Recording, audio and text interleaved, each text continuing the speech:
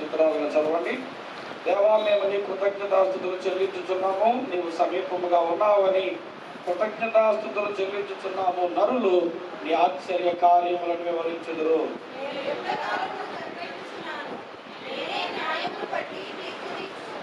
భూమి మీద నివాసులందరూ లయమైనప్పుడు నేనే దాని స్తంభములను నిలుపుదును. కొమ్ము ఎత్తకుడి, ఎత్తుగా కొమ్ము ఎత్తకుడి, పగరు పట్టిన మాటలాడకుడి అని భక్తిహీనులకు నేను ఆజ్ఞించి ఉన్నాను.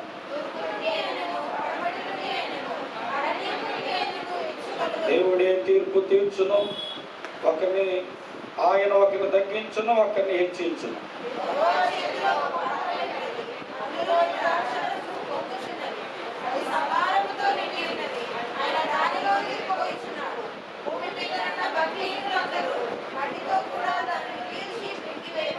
నేనైతే నిత్యమైన స్తుతిని ప్రచురము చేయుదును, యాకోబు దేవుడిని నిత్యము కీర్తించు.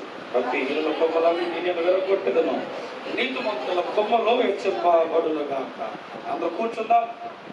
10 నిమిషాలు దేవుని వాక్యాన్ని మీతో నేను మాట్లాడతాను. మరి ఆరాధన క్రమంలో 2వ సెక్షన్కి వచ్చిన మీ అందరికీ ప్రభువుని రక్షకుడైన యేసయ్య నామములో మరి సంఘ దైవజనులుగా నా హృదయపూర్వక వందనాలు తెలియజేస్తున్నాను. మరి అందరూ బాగున్నారండి. దేవుని మహాకృపను బట్టి పరిస్థితులు ఎలా ఉన్నా, మరి మనకున్న ఉద్యోగ మరి విధానాలు బట్టి, వ్యాపారాలు బట్టి, పిల్లలను బట్టి, కుటుంబాల్లో దేవుడు క్షేమముగా మరి ఆరోగ్యవంతులుగా బలవంతులుగా నిలబెట్టిన దేవునికి స్తుతి ఘనత మహిమ ప్రభావములో కలుగునుగాక. మరి జూలై నెలంతా మరి రాబోతున్న వచ్చే ఆదివారం సంస్కారం ఉంటుంది కనుక దయచేసి అందరూ 2 నెలలు 3 నెలలు లేదు కాబట్టి మీరు సిద్ధపడి ప్రార్థనా పూర్వకంగా రండి. వచ్చే ఆదివారం మీ సెక్షన్లో మాత్రమే, మిగిలిన టైంలో మీరు కొంచెం త్వరితగా సిద్ధపడి రావాలి. మళ్ళా చెప్పాను, మళ్ళా చెప్తున్నాను. దయచేసి మరి 9:30కి అని మీకు మేము టైం 9 గంటలుగా ఇచ్చాం. కనుక మీరు 9:15 కల్లా కొంచెం స్టార్ట్ అయ్యి టైం టు టైం త్వరగా ఇంటికి వెళ్ళడానికి అవకాశం ఉంటుంది. కనుక గుర్తుపెట్టుకోండి. 7:30కి బ్యాచ్ అవుతుంది, వాళ్ళు 8:30కి వెళ్ళిపోతున్నారు. మీరు లోపల సిద్ధపడి చేస్తే మీరు కూడా త్వరగా పంపించేస్తాం. అందరూ మాస్కులు పెట్టుకోండి. కాలు దాని కూడా పర్లేదు, మాస్క్ మాత్రం కంపల్సరీ తెచ్చుకోండి. That is most important నౌడేస్. కనుక దయచేసి మీరు అందరూ ప్రార్థన పూర్వకంగా ఉంటే 10 నిమిషాలు మరి ఆరాధన జరిగించాలి. మన చుట్టూ చాలా సెక్యూరిటీ ఉన్నప్పటికీ మీ క్షేమాన్ని కోరి పెద్దలు మరి ఏర్పాట్లన్నీ ఒక్కొక్కటి చేస్తున్నారు. మరి వారు కూడా ఎంతో ప్రయాసపడుతున్నారు. వయసు రీత్యా పెద్దవారు అయినప్పటికీ వారు కూడా ఎంతో కష్టపడుతున్న పెద్దలందరినీ బట్టి దేవునికి మహిమ కలుగును గాక. త్వరలో ఈ బంధకాలన్నీ తెగి ఊడిపడి సంఖ్యలు, కరోనా సంఖ్యలు కూడా తెగి ఊడిపడి మనందరం మళ్ళా ఒకే ఆరాధనగా ఒకే సమయంలో అందరూ కలిసి ఆరాధించుకునే రోజు తప్పకుండా దేవుడు మనకి ఇస్తాడు. అప్పటి వరకు మీరు విశ్వాసంతో ఏం చేయండి, ఇంటి దగ్గర కనిపెట్టండి, ప్రార్థన పూర్వకంగా ఉండాలని మనవి చేస్తూ నేటి మన వాక్య సందేశంలో ప్రార్థన గొప్పతనాన్ని, ప్రార్థన చేస్తే దేవుడు ఏం చేస్తాడు, ఒక ప్రార్థన దేవుణ్ణి ఎంతవరకు నడిపించగలదు కానీ అంశాలు మీతో మాట్లాడతాను. యెషయా గ్రంథం 38వ అధ్యాయం 5వ వచనాన్ని చదువుకుందాం. యెషయా గ్రంథము 38వ అధ్యాయము 5వ వచనాన్ని చదువుకుందాం. కేవలం నేను మీకు కనపడకపోతే ఇలా ఎదురుగా వచ్చి కూర్చోండి, పర్లేదు, మూలమొక్కు చక్కర్లేదు. చదవమ్మా. నేను తిరిగి హిజ్కియాకు పోయి అతనితో ఇట్లను, నీ పితరుడైన దావీదునకు దేవుడైన యెహోవా సెలవిచ్చినదేమనగా, నీవు కన్నీళ్లు విడుచుట చూచుకుని నీ ప్రార్థన నేను అంగీకరించున్నా. ఇంకా 15 సంవత్సరములు ఆయుష్ నీకు ఇచ్చాను, మరియు ఈ పట్టణమును నేను కాపాడుచు నిన్ను ఈ పట్టణమును అష్షూరు రాజు చేతులు పడకుండా విడిపించదను. దేవునికి మహిమ కలుగును గాక. 10 నిమిషాలు ప్రార్థనా శక్తి గురించి నేను మీతో మాట్లాడతాను. ప్రార్థన అనేక పర్యాయాలు మనం వింటూ ఉంటాం. అయినప్పటికీ క్రైస్తవుని యొక్క జీవితంలో చాలా తేలికగా తీసివేయబడేది ఏమిటంటే ప్రార్థన. ఒక ప్రార్థన ప్రపంచాలను మార్చగలుగుతుంది, ఒక ప్రార్థన దేశాలను మార్చగలుగుతుంది, ఒక ప్రార్థన శక్తి ఒక సొసైటీని మార్చగలుగుతుంది. ఒక ప్రార్థనా శక్తి యొక్క ఇంపాక్ట్ ఒక వ్యక్తి జీవితంలో ప్రభావితంగా మారుస్తారు. ఒక దరిద్రుణ్ణి, ఒక పనికిమాలిన వాడిని, ఒక ఓడిపోయిన వాడిని, ఒక జారిపోయిన వాడిని, ఒక విలువ లేని వాడిని పనికొచ్చే పాత్రలుగా మార్చగలిగేది ప్రార్థన మాత్రమే. ఎవరైతే ప్రార్థనా జీవితమును ప్రేమిస్తారో, ప్రార్థనా జీవితాన్ని కలిగి ఉండడానికి ఇష్టపడతారో అట్టి వారి యొక్క కుటుంబాల్లో దేవుడు సార్వభౌమాధికారాన్ని ఉపయోగిస్తాడు. నీ ప్రార్థన దేవుణ్ణి మారుస్తారు. నీ ప్రార్థన దేవుని మనస్సును కదిలిస్తారు. నీ ప్రార్థన పరలోకపు గడప ఎవరిని కమ్ములను కదిలించగలిగేటటువంటి శక్తి ఉంది. నువ్వు రాజు అయినా, నువ్వు ఒకవేళ పేదవాడు అయినా, సామాన్యుడు అయినా, సామంతుడు అయినా, ధనికుడు అయినా, దరిద్రుడు అయినా, ఎవరు ప్రార్థన ఆలకించు. అందుకే నాకు పేరుంది, ప్రార్థన ఆలకించువాడా సర్వ శరీరులు నీ యొద్దకు వచ్చేదరు. ఆయన యొద్దకు వచ్చినటువంటి ఏ మనిషి అయినప్పటికీ కూడా, భక్తుడే కావచ్చు, భక్తుడు కానివాడు కావచ్చు, దేవుడు బిడ్డ కావచ్చు, దేవుడు బిడ్డ కానివాడు కావచ్చు, క్రైస్తవులు కావచ్చు, క్రైస్తవేతరులు కావచ్చు, కానీ ప్రతి వ్యక్తిని దేవుని దగ్గరికి తీసుకెళ్ళగలిగేది ప్రార్థన. ప్రతి కన్నీటి బొట్టును మార్చగలిగేది ప్రార్థన. ప్రతి కీడును వేరుగా మార్చగలిగేటటువంటిది ప్రార్థన. ఈవెన్ రాజులు సైతం, ఎవరి చక్రవర్తులు సైతం, ఎవరి నాయకులు సైతం కూడా దేవుని పాదాల ముందు మోకరించారు. వారి జీవితంలో గొప్ప కార్యాలను చూడగలిగారు. దయచేసి దైవ జనాంగమ, దేవుని పిల్లలారా, ప్రార్థన జీవితాన్ని ఎవరు నిర్లక్ష్యం చేయొద్దు. నీ కుటుంబ పరిస్థితి చేయి దాటిపోతున్నప్పుడు, నీ బిడ్డల పరిస్థితి నీ చేయి దాటిపోతున్నప్పుడు, నీ ఉద్యోగ పరిస్థితులు నీ చేయి దాటిపోతున్నప్పుడు, నువ్వు వెళ్తున్న చోట ఆటంకాలు ఎదురవుతున్నాయా, ఎవరిని అడ్డులు ఎదురవుతున్నాయా, నీ ఉద్యోగంలో, నీ వ్యాపారంలో, నీ కుటుంబ జీవితంలో, చదువుతున్న చదువుల్లో నీకేదైనా మనసుకు ఆటంకంగా ఉంటే, నీ హృదయానికి ఆటంకంగా ఉంటే, నీ అభివృద్ధికి, నీ ప్రోగ్రెస్ కి ఎవరిని ఏదైనా సరే అడ్డున్నప్పుడు నువ్వు చేయవలసిందల్లా ఏంటో తెలుసా? ప్రార్థన చేస్తే దేవుడు ప్రతి అడ్డులను కూడా తొలగిస్తాడు. ప్రతి ఆటంకాలను దేవుడు తీసివేస్తాడు. ఆ సత్యాన్ని హిజ్కియా రాజు మనతో మాట్లాడుతున్నాడు. హిజ్కియా రాజు కాలంలో యెషయా ప్రవక్తగా ఉన్నాడు. అందుకని ఈ సిచ్యువేషన్ ని, ఈ సందర్భాన్ని రాజుల గ్రంథంలోనే రాశాడు. రెండవది, యెషయా తన ప్రవక్త కనుక, తన ప్రవక్త కాలంలో హిజ్కియా రాజు పరిపాలన చేశాడు కనుక అతని ప్రార్థనా శక్తిని రెండవ పర్యాయము హిజ్కియా రాయడానికి ఇష్టపడ్డాడు. హిజ్కియా రాయడానికి ఎందుకు ఇష్టపడ్డాడంటే, దేవుని బిడ్డల యెషయా రాయడానికి ఎందుకు ఇష్టపడ్డాడంటే, హిజ్కియా మంచి ప్రార్థనా పరుడు, తన కీడును మేలుగా మార్చుకున్నాడు. ఏం జరుగుతుందో తెలుసా అండి? ఒక మామూలు వ్యక్తి, ఒక రాజు అయినా, ఒక నాయకుడైనా, ఒక మంత్రి అయినా, ఏమండి ఒక పనికిరాని వాడైనా సరే ప్రార్థన చేస్తే అతని ప్రార్థన వందల మందిని మారుస్తారు. అతని ప్రార్థన వేల మందిని మారుస్తారు. అతని ప్రార్థన అనేక మందిని బతికిస్తుంది. ఒకవేళ అందరికీ మేలు జరిగినా జరగకపోయినా క్రైస్తవుడిగా, దైవజనుడిగా చెప్తున్నాను, అతని ప్రార్థన అతన్నైనా కాపాడుతాడు. దేవునికి మహిమ కలుగును గాక. అలాంటి ప్రార్థన హిజ్కియా చేశాడు. ఒక రాజు అయ్యుండి మంచి అద్భుతమైన పరిపాలన చేశాడు హిజ్కియా. అతని పరిపాలన కాలం చాలా సుభిక్షంగా సాగింది. అతని పరిపాలన కాలంలో చాలా ఆనందంగా, సస్యశ్యామలంగా పట్టణం రాజ్యం ఉంటున్నప్పుడు మరి ఏమైందో తెలియదు కానీ హిజ్కియాకు ఒక రోగం వచ్చింది.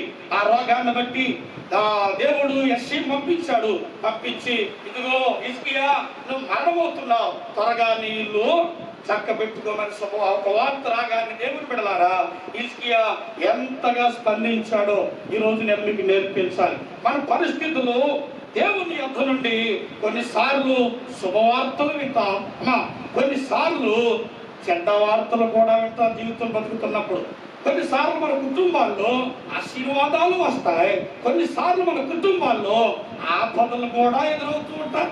కొన్నిసార్లు ఆరోగ్యంగా ఉంటాం, కొన్నిసార్లు అనారోగ్యంగా కూడా ఉంటాం. కొన్నిసార్లు అభివృద్ధి చెందుతాం, కొన్నిసార్లు జారిపోయిన పరిస్థితులు, పడిపోయిన పరిస్థితులు కూడా ఉంటాయి. ఈ రెండింటికి సమాధానము దేవుడే. దేవునికి స్తోత్రం కలుగునుగాక. నువ్వు ఎదుగుతున్నప్పుడు కూడా, అందుకని బిల్లీ గ్రహం గారిని ఒక ఆయన ఇంటర్వ్యూ చేశాడు. అయ్యా, మీరు ప్రపంచ దేశాలు సువార్త తిరుగుతారు కదా, మీ యొక్క సువార్త ప్రజ్వలంగా వెలిగించబడ్డానికి వాట్ ఈస్ ద సీక్రెట్ అనగానే ఆయన చెప్పాడు, ప్రార్థన, ప్రార్థన, ప్రార్థన. కనుక దేవుని బిడ్డలారా, ఈరోజు ప్రార్థన ఎంత ప్రాముఖ్యత అంటే, ఒక చచ్చిపోతున్నటువంటి ఒక వ్యక్తిని, మరణానికి అప్పగించబడుతున్నటువంటి ఒక వ్యక్తి, సావుకు సిద్ధమైనటువంటి ఒక వ్యక్తి వితిన్ ఫ్రాక్షన్ ఆఫ్ టైంలో 15 సంవత్సరాల ఆయుష్ తెచ్చుకున్నాడు. దేవునికి స్తోత్రం కలుగునుగాక. వితిన్ ఫ్రాక్షన్ ఆఫ్ టైంలో వచ్చిన ప్రవక్త ఇంకా తన ఇల్లు దాటి పోక మునిపే అతడు ప్రార్థించాడు బిడ్డలారా, అతని ప్రార్థన దేవుడు ఆలకించాడు. అతను ఇంకా ఇల్లు దాటక మునిపే చచ్చిపోతాననుకున్నవాడు, ఇక సావుకు సిద్ధమైన వాడు 17 సంవత్సరాల ఆయుష్కాలాన్ని దేవుడు పొడిగించాడు.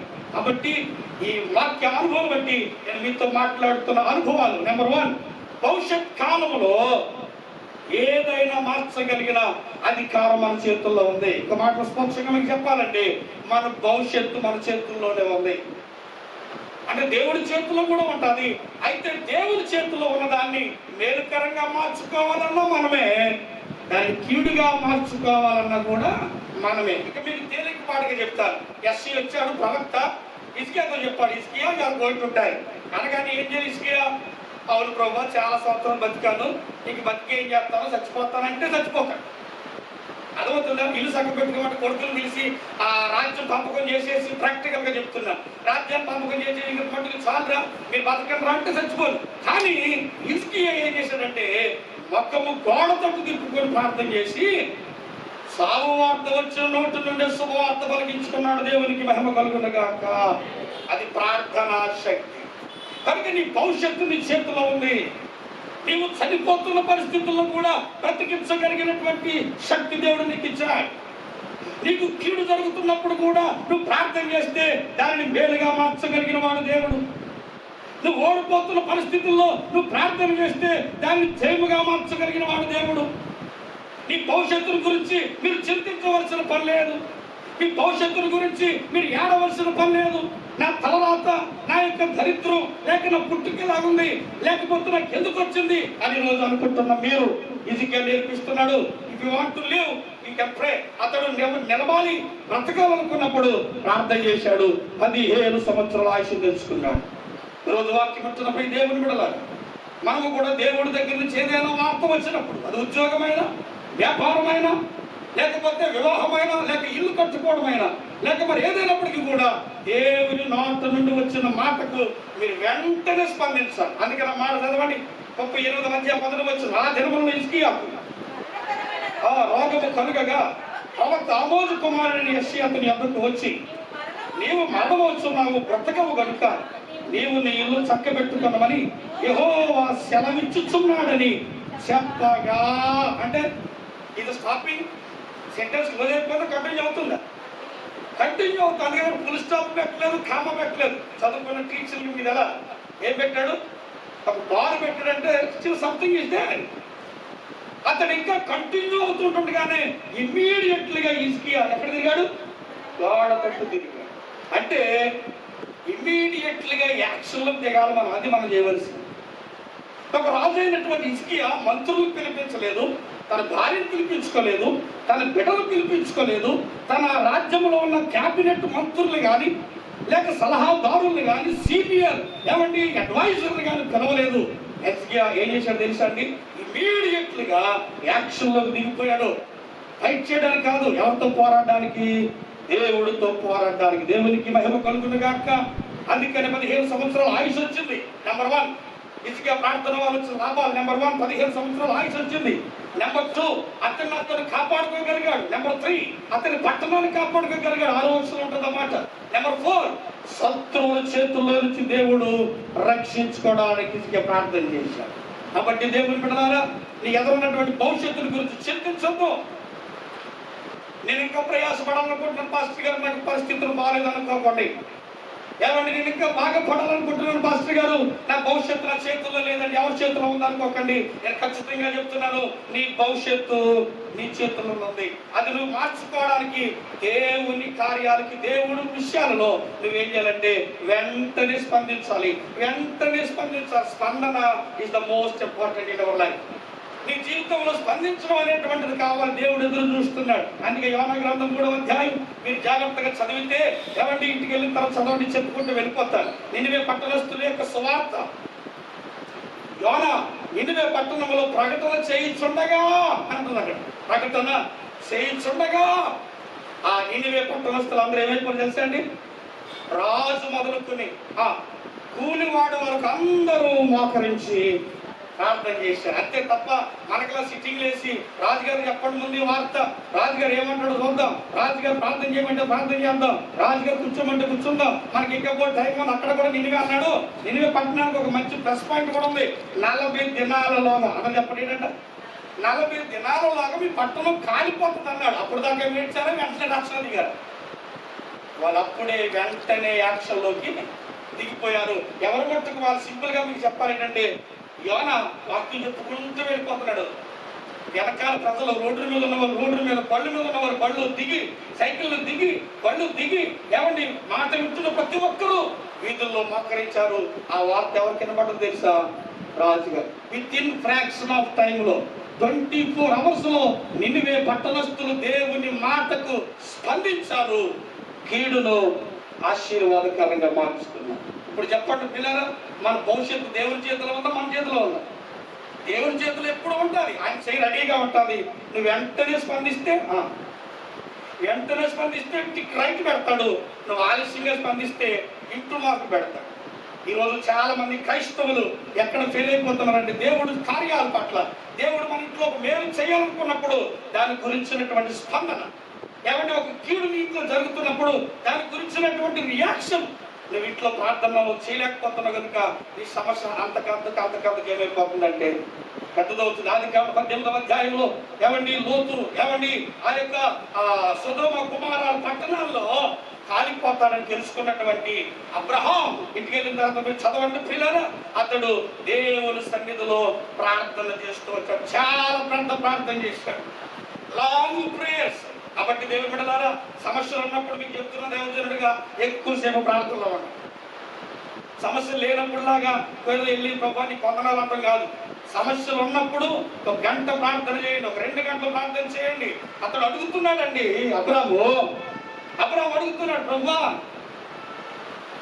దుష్టులు ఉన్న చోట నీతిమంతులు కూడా ఉంటారు కదయ్యా, నీతిమంతులతో పాటు దుష్టులతో పాటు నీతిమంతులు చంపేస్తావా అని ప్రార్థన చేశాడు. అయితే ఏం చేయమంటావు అన్నాడు. ఆ వార్త ఎప్పుడైతే దేవుని బిడ్డలారా వినండి, ఆ వార్త అబ్రాహాముకి దేవుడు చెప్పాడు ఏమని, ఇదిగో నేను ఈ సొదొమ కుమార పట్టణాలు ఏం చేస్తున్నాను, నేను కాల్చి వేస్తానని. కానీ వెంటనే వచ్చాడా? 2 రోజులు పోయిన ప్రార్థన చేశాడా? చెప్పాలి మీరు అందరూ కూడా. వెంటనే ప్రార్థించాడు. అతను ఇంకా నువ్వు యెహోవా సన్నిధిలో నిలిచెను అని ఉంటుంది వాక్యం. అక్కడ ఈరోజు నీ భర్తల గురించి కానీ, నీ భార్యల గురించి కానీ, ఉద్యోగంలో ఆఫీసులో ఏదైనా చెడు వార్త విన్నావా? ఎవరి నీ కుటుంబంలో ఏదైనా చెడు వార్త వినిపించబడ్డదా? నీ తల్లిదండ్రుల గురించిన చెడు వార్త, అమ్మ హాస్పిటల్కి వెళ్ళారా, డాక్టర్ గారు ఎలాగన్నారు, నాకు భయం వేస్తుంది అన్నప్పుడు ఏమండి మీరు వెంటనే మా కళ్ళ మీదకి వెళ్ళిపోవాలి. మళ్ళా 24 గంటలు తిరగ మురిపి ఆ చెడు వార్తను శుభవార్తగా మార్చుకోవలసిన అధికారం దేవుడు మనకి ఇచ్చాడు. అది ఓన్లీ ప్రార్థన ద్వారా మాత్రమే సాధ్యమవుతుంది. నీ ప్రార్థన ప్రపంచాన్ని మార్చకపోవచ్చు, నీ ప్రార్థన దేశాన్ని రక్షించకపోవచ్చు. అయ్యో దేవుని సేవకుడుగా నేను నమ్ముతున్నాను, కనీసం నీ ప్రార్థన నీ ఇంటి వారినైనా రక్షించునుగా, నీ ప్రార్థన నీ తల్లిదండ్రులైనా రక్షించునుగా, నీ ప్రార్థన ఆపదలో ఉన్న నీ యొక్క అక్క చెల్లెల్ని రక్షించునుగా. అందుకే నినివే పట్టణస్థులు ఊరంతా ప్రార్థన చేశారు, ఊరు రక్షించుకున్నారు. దేవునికి స్తోత్రం చెప్పాలి. కానీ అబ్రాహాము ప్రార్థన సొదొమ కుమారుల కొరకు కూడా ప్రార్థన చేశాడు, కానీ ఊరు రక్షించుకోకపోయినా, ఇది చాలా మంచి మాట చెప్తున్నాను, శ్రద్ధగా ఆలకించండి. ఊరు రక్షించుకోకపోయినా తన రక్త సంబంధికుని ఏం చేయగలిగాడంటే కాలిపోకుండా, అగ్నిలో పడి కాలిపోకుండా, అందరితో పాటు మాడి బస్ అయిపోకుండా, అందరితో పాటు అతను కూడా ఆ సొదొమ కుమార పట్టణాల్లో చచ్చిపోకుండా తన రక్త సంబంధికుని కాపాడుకున్నాడు అబ్రాహాము. ఈరోజు దేశం కొరకు ప్రార్థిస్తావా? మంచిదే. రాష్ట్రం కొరకు ప్రార్థన చేస్తావా? వైరస్ ఉంది, ప్రార్థించాలి. ఒకవేళ భయంకరమైన అగ్గిలో బ్రతుకుతున్నామండి, ఎక్కడికి వెళ్ళిన నెమ్మది లేదు. ఇప్పుడు ఎక్కడికి వెళ్ళిన చూసిన భయాలు, ఎవరితో మాట్లాడాలన్న భయాలు, ఎవరింటికి వెళ్దామన్న భయాలు, ఎవరితో ఉన్నామన్న భయాలు. కానీ ఉద్యోగం ఇచ్చి ఆ డ్యూటీ ప్రకారంగా మీరు చాలా మందిని తాగుతున్నారు, చాలా మంది మధ్యలో దిగుతున్నప్పుడు లెట్స్ ప్రే, ప్రార్థన చేయండి. ప్రభువా నా కుటుంబాన్ని ఈ వ్యాధులు పడకుండా నన్ను రక్షించున్నాయి. కనీసం నీ ప్రార్థన నిన్నైనా రక్షించాలి, నీ ప్రార్థన నీ భర్తని రక్షించాలి, నీ ప్రార్థన నీ బిడ్డలు బయటికి వెళ్తున్నప్పుడు వారిని రక్షించాలి. అందుకని మన భవిష్యత్తు ఎవరి చేతిలో ఉందంటే, చెప్పండి ఎవరి చేతిలో ఉంది? మన చేతిలో ఉంది. నీటిలో శోధన వచ్చిందని చెప్పాడు కదా, పాప వచ్చి. ఈరోజు చాలా మంది నిర్లక్ష్యం ప్రార్థన జీవితం అంటే. చేద్దాంలే, కంగారే ఉంది, అమ్మ ఆఫీసులో టైం ఇచ్చారు, 24 గంటలు లేదు, సమాధానం చెప్పాలా, 24 గంటలు కదా చూసుకుందాంలే అని వెయిట్ చేయొద్దండి. వెంటనే మోకాళ్ళ మీదకి వెళ్ళిపోండి. ఇసుక అదే పని చేశాడు. ప్రవక్త వచ్చి చెప్పి వెళ్ళాడు. అతడు వెళ్ళినంతలో వాడతో తిరిగి ప్రార్థన చేశాడు. ఏమండి, వెంటనే కన్నీరు ఎలాగొచ్చి తెలియదు కానీ పటవటా కన్నీళ్ళు కాల్చిపోయాడు. కన్నీళ్ళు కాల్చేస్తున్నాడు హిజ్కియా. రాజుల సంగతి మర్చిపోయాడు.